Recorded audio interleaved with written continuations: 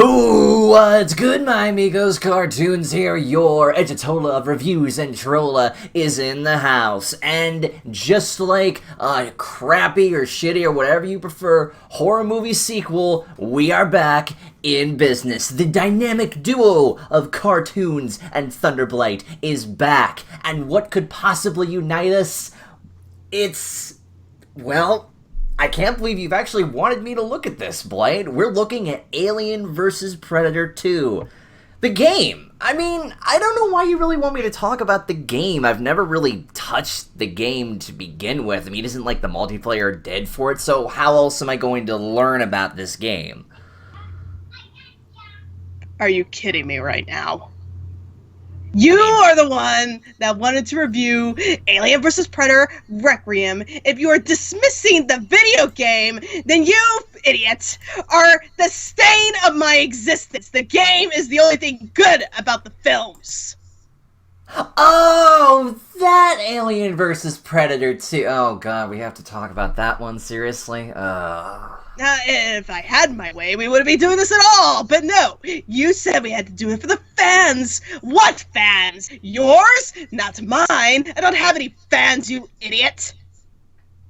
I don't know. I'd be surprised that I've seen that little fan club of yours on the side. That's a party of one.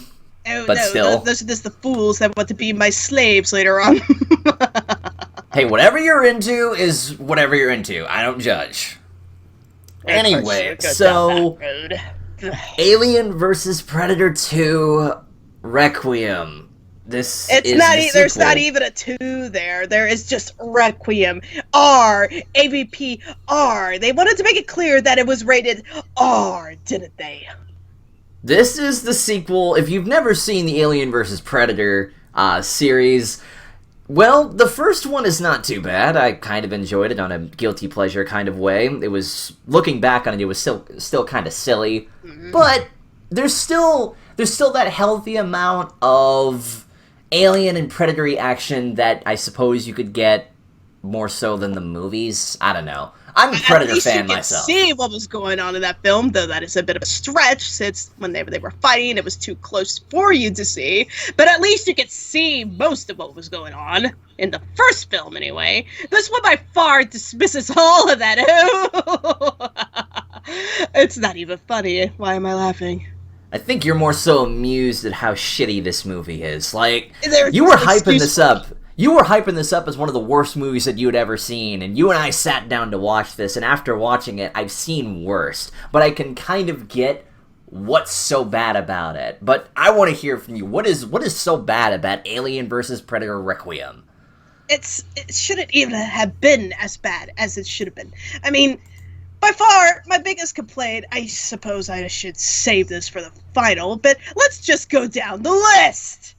Oh, there's a list. Oh, boy. There's a list. Let's start with the first on the list. I would say it's minor, but we're getting into the shit pile, as you could say. So let's just go down this turd stool. First off, what are we here to see, CarToonZ? Are we here to see people, or are we here to see two aliens duking it out? I would say that we are here for the aliens and the predator, as opposed to the predators and the alien this time.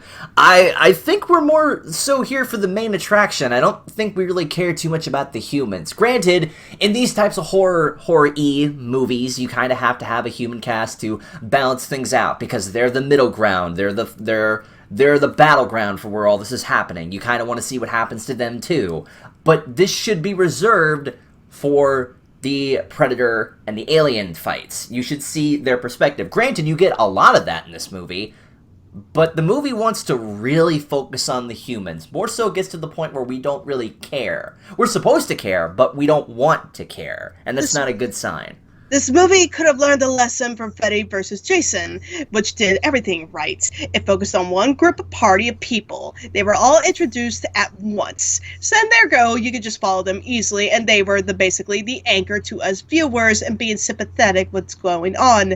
But at the end of the day, we want to see Freddy and Jason duking it out, and that's what we got. And they clearly had fun with that. And that's what we want with the Alien vs. Predator franchise. But no, the movie felt the need to stretch out as thinly as possible as many human characters and plots as much as possible and hope that we could be sympathetic to the entire town as a whole. It was completely unnecessary. There were so many characters being addressed at once that I got to a point where I don't even remember some of their names. And the sad part is cartoons. They were knockoffs of some of the more original characters from the Aliens saga. And when they tried to do a Predator shout-out, it just became bittersweet. The unfortunate thing about it, too, is that I think the Alien series is more quote-unquote marketable, more so recognizable when you try to show it to people. The Predator series does not get as much love. I think they probably wanted to try to market off of as much of the Alien series as they could have. But where's the love for the Predator? The Predator in this movie is a beast. He is I believe, what was the term? Elder hunter or something? This dude is a one-man show. That's what us nerds call him. He is the elder. He is the retiree. He's been everywhere. He's hunted everything. He's an extremely skilled predator. In other words, he's OP as fuck. Yeah, but in the last movie, though, there were a bunch of predators versus one alien. Yes. And the predator still won. And the argument to that is that these new predators, these bulky football-style predators, that would be my complaint about the first film, were young lynx. They had just started to learn how to hunt, and they were basically earning their mark to become eligible hunters so they can hunt bigger game, like, say, on a more intelligent prey, such as humans. Unfortunately, though, because they are lacking skill and they were getting owned by aliens left and right, the aliens were pretty dominant in the first movie, and I cannot complain, considering I am a bigger Alien fan than I am of Predators. But that being said, the Predator franchise does deserve some love. After all, in the first one, we got to know all the characters in the single commando squad run by Dutch, who is played by Arnold Schwarzenegger, if I recall. Mm-hmm. And they've all had amazing character development. We got to know them in a very short amount of time just by their personality traits alone. I mean, popular sayings, turn around, or I ain't got time to bleed.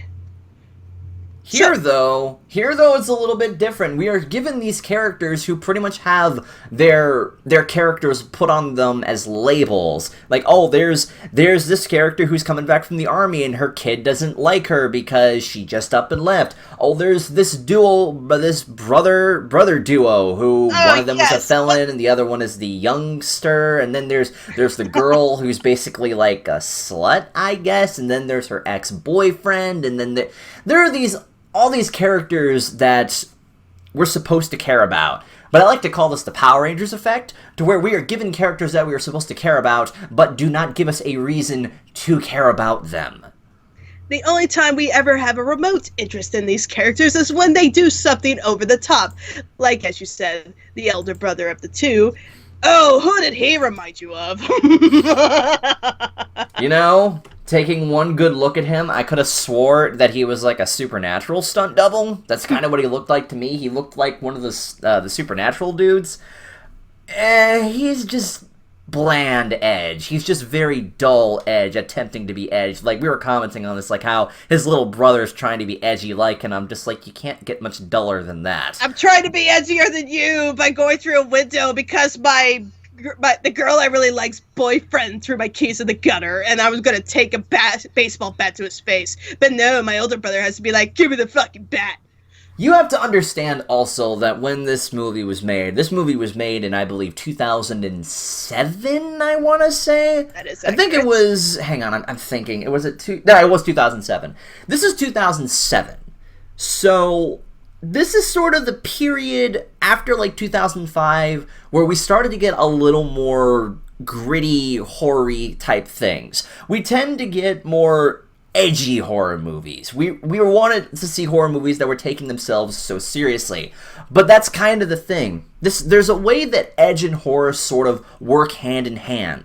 And that's by being serious, but not being serious at the same time. It's weird. It's kind of like the whole Bruce Lee fighting without fighting thing. There is a simple way that you can do this with horror where when you're watching this and you're immersed into it, that means the movie's doing its job. But if, say, Alien vs. Predator Requiem comes across as very serious and edgy, and it's trying too hard to be edgy and dark and all gritty, then people don't take it seriously. And like, as I said, there is a period in time to where a lot of horror movies try too hard to be scary and dark and gritty and all this other stuff.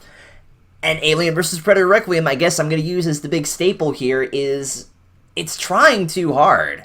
Like, I can't name another horror movie that is willing to CGI the darkness to make the movie darker. You are addressing a point. I want to refrain from doing so till the very end. What else do I have to say about this movie? It's very bland. This movie is nowhere near as bad as I thought it was going to be. I was entertained by the Predator versus the Preda-Alien fight. I thought that was pretty cool. If you had shown this back in the 90s, people would have been all over this. But we're given this now, and I think this movie is trying to relive the magic, if there was any, of the first movie. No, let's just address the obvious here. They feared they weren't being scary enough, like the Alien franchise. They didn't want to go so far as the Predator route. They wanted to balance it out with both combos, but that's just physically impossible. The Alien franchise is all about horror and suspense and claustrophobia. The Predator franchise is about sci-fi action and adventure, and with some horror aspects, of course. The thing is, while I can applaud them for going over the top as to destroying or murdering children and infants and destroying an entire town, ladies and women getting slaughtered, I applaud the movie. Ladies and women? Yeah. Children. Same thing. Sorry, children and women. Children and women, yes, sorry. I have had not enough coffee, and this movie is just driving me up the wall. I could ignore all of that. I could, just so I could enjoy the fighting. But I couldn't fucking see it! Yes. The other part of after 2005 or so, the shaky camera, where you can't see anything that's going on in the movie because it wants to try and, like, take you by surprise or whatever. Oh, I can't see what's going on. Oh, it's so fast, you can barely see what's going on. That's a really stupid cinematography and movie making method that drives me up a wall because you don't need to have the camera shaking around. If you look at most like action movies today, everything is fluid. Everything is in one take practically. You don't need to keep shaking the camera around, and you certainly don't need to make the movie's lighting darker. Alien vs. Predator had the same problem in the first movie. However, nowhere near as bad as this, though. They kind of improved on it towards the end with the big fight scene with the Queen. However, it was bad enough this movie was doing this as well. But then to completely cover the characters in CGI darkness, I couldn't. Why? You don't. I'm going to point something out here, CarToonZ. In the Alien franchise, even though it was dark and gritty, you could still see the outline of the characters and their details. It's called lighting effects, knowing your costumes and how they bend with the light. It's what James Cameron did in Aliens. In fact, the aliens in his movie, you know what color those suits were? They were shades of yellow and black and green. Very bright in the daylight, too. It would be kind of an eyesore and unusual, considering the xenomorph tends to be black on an average day.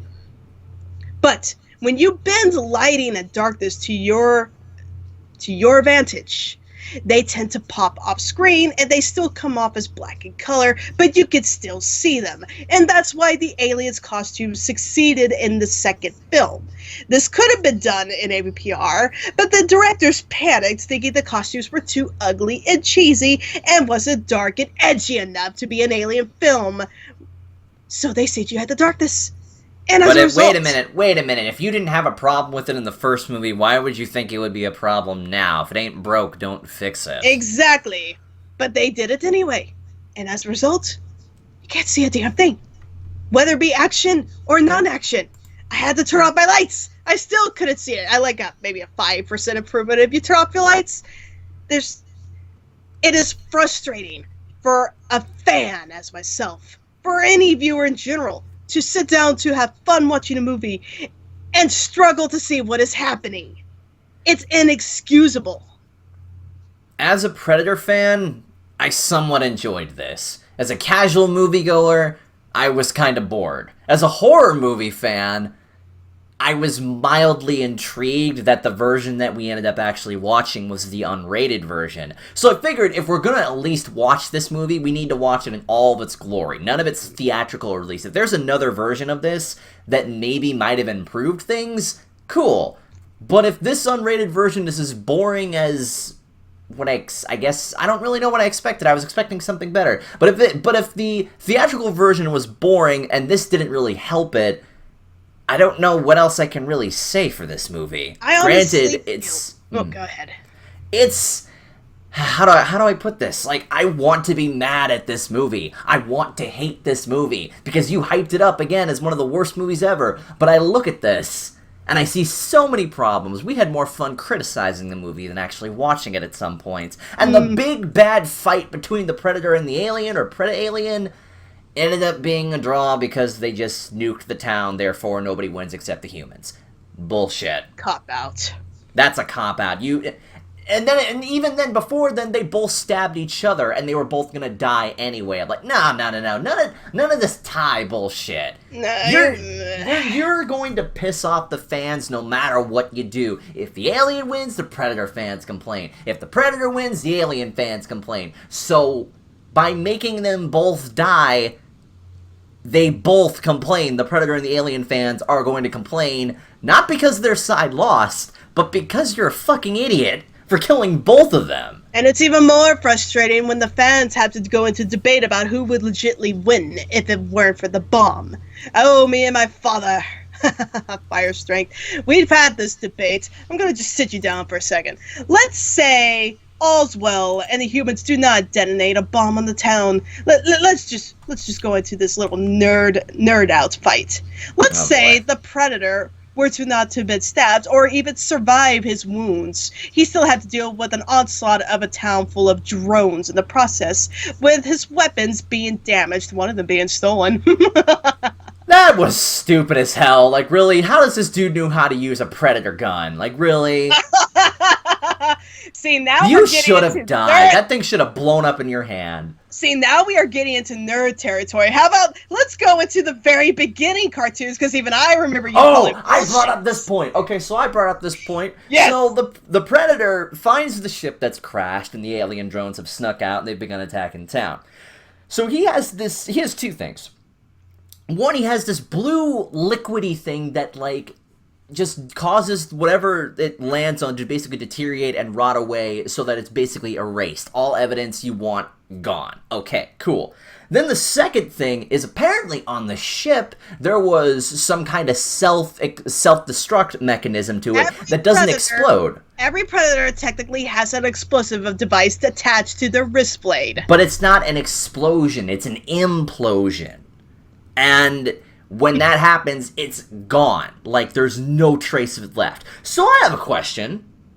If you were able to do this, and on the ship that was crashing, it's crashing down to Earth, and you're basically fucked, and you don't want that thing to escape, why didn't you just use the implosion thing while the ship was crashing? Oh, let's take this even further. Now, this whole conflict could have been avoided completely had one of the Predators just like, oh yeah, we have those implosion grenades thing. Well, I guess I'll sacrifice myself for the cause. Beep.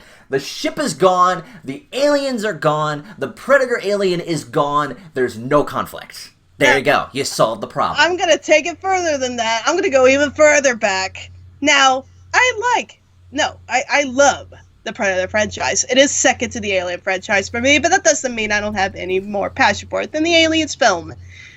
The Predators are extremely intelligent.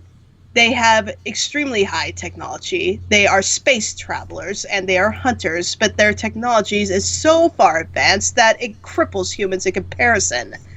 Yet one of them was able to use the gun no problem, okay. Yet, no, not only that, I'm going to take you back to the very beginning before the ship crashing. And what intelligent world would beings have weapons so powerful that they would disable and destroy their own ship if they went off? That's why you don't fire indoors. I mean, that's basic no. gun safety. This is what you call plot device. Literally, they had plot devices on them where they could just, unplug the ship and... Okay, now I'm starting to get a little pissed off with this movie. They made the Predators extremely stupid at the beginning. Like, if you have weapons that could literally punch holes in your ship and make it deteriorate and crash like this, why would you have weapons on your ship? Wait, there was the second part that also pissed me off too. So the Predator is going into the woods and he's getting rid of all the evidence, and this one hunter dude shows up and he runs away. Oh, okay, police officer, yes. No, it was it was a police officer. My bad. You see, I forgot most of the movie. So he grabs the police officer and he hangs him up on the tree and skins him. Question.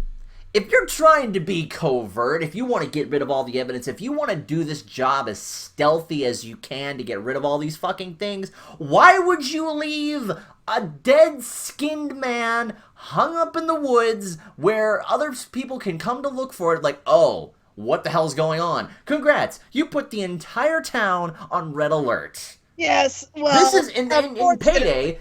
I played a lot of Payday 2 with some of my good friends. We have methods. We have the quiet method, and we have the loud method. Congratulations, Predator. You've chosen the loud method. You've made this as loud and as irritating as it can be for you because now you have humans getting in the way. Yes, congratulations. Well, here's the thing. The movie kind of had its hands tied. They wanted to pay tribute to the Predator's code of hunting honor. So, what do we know about the Predator? The Predator is a hunter by nature, and they are attracted to violence and destruction. They're attracted to thrill the chase. They want, the big game. They see you with a weapon. You are a prime target. So that police officer was already screwed the moment his little radio went off. Oh, that was just rotten luck. Oh, but if you go back to when we were at the cemetery and he was healing himself, he saw another human with a gun. He immediately blows his head off. He will attack and kill anybody who is armed as an opportunity for a few trophies later down the line. It's stupid, but it is an actual paying tribute to the Predator arc. But in a nutshell, it does screw with the plot. This Predator is on a mission to get rid of any evidence that his people were on Earth, or that there are any xenomorphs running loose. Because if there are xenos running loose, the Earth is in dire threat. Aliens destroy the population if they keep that going on. So naturally, the Predators want to keep hunting humans for a while. So he had to get rid of the aliens. Unfortunately, when you combine that little plot hole with the code of honor, the movie is just stupid, and the nerds are ranting and raving. We are, pretty much. So, there was also another thing. This was supposed to lead up to a third movie, wasn't it? Because they left a bombshell at the end of, Yutani and Wayland, or whatever it was. I can't exactly remember the whole exact thing that went into it, but apparently this is leading up to something. Oh, yes. Let me touch on that. So, in the first movie, we had Wayland Industries. I think Wayland Industries is all about communication and satellites. Maybe some forms of military. Yutani is all about technology and advancement. They are two separate companies, apparently, in that timeline. Oh god, there's multiple timelines to this shit. See, these two movies are obviously trying to combine universes between the Alien and the Predator franchises. Now, naturally, the Alien franchise started thousands of years into the future, where we have space travel and docking and colonies on different planets. The Predator franchise took place during, the 90s? Roughly, yeah. Yeah, okay. So, in short, the AVP movies are trying to combine the two and saying that this is before Wayland Yutani became Wayland Yutani. They used to be separate. And then AVPR, we are introduced at the very end, conveniently. Yutani has gotten their hands on a new form of Predator technology, which will later give a hint to how we've advanced into the future. And wait a minute, where'd they get that technology? Well, remember that silly human stole that Predator's pistol. Oh yeah, that was. And he somehow was able to figure out how to use it. They Resident Evil'd the town, basically. I don't appreciate that. But I guess to wrap this up, we both really don't like this movie. If you're a fan of either of these franchises, don't even bother. Just see the first one, because at least the first one has more substance and more meat on the bone compared to this. This is just a really shitty sequel that is trying to emulate the first, but doing a lot of things wrong to the point where it's not enjoyable. Now, there is something I do want to bring up so that we can wrap this up. We both agree that this is a shitty movie, right? Yes. Okay. So Alien Covenant came out. People seem to like it. People are saying it's a great... Whoa. Are you about to bash Alien Covenant? No, just follow me on this. So Alien Covenant went over really well. People still have an interest in the Alien franchise. Yes. We have a new Predator movie coming out next year, directed by Shane Black, who is an amazing director. He directed Iron Man 3. And I'm starting to notice something. If this Predator movie does well, then from a box office and possibly a review standpoint, we could get a new version of Alien vs. Predator if everything plays out. And I, for one, would love to see a third Alien vs. Predator movie, but using, with our technology now, because it's been like 10 years later, with the technology and advances in CGI and advances in all sorts of different writers and directors and whatnot who have a keener eye when it comes to these series, if you can make that happen, if you can make a third movie happen, but with the current Alien vs. Predator thing going on, it would be great. I think it would be great. I think they would actually know how to properly do it. Anything is better than this. We will have to get a really dedicated director of both franchises, because I, for one, do know that James Cameron and Ridley Scott will never touch these franchises again. Well, I mean, Ridley Scott loves the Alien franchise. James Cameron is so fed up with Fox and after his movie on Aliens that he found it to be an unnecessary war and battle for creativity, so James Cameron will never approach an AVP franchise. We can only hope that a director that would like to take on the challenge can do so, but if they do, I can only say this: don't make it so serious. Have fun with it. If Freddy vs. Jason, a movie that has two of the greatest horror icons of all time, learned to have a little bit of fun, because it's Nightmare on Elm Street is known for being wacky and over the top, and it still worked. If you have a movie like that, where it can learn to just have a little bit of fun, not take itself so seriously, then maybe that would be for the better. But Alien vs. Predator Requiem takes itself way too seriously, and for that, we can't take it serious. This movie is an example of a try-hard. So yes. This gets a wing down or thumbs down or whatever from me. It's not even worthy of a popcorn flick. At least the first one, I could sit down and have popcorn with friends.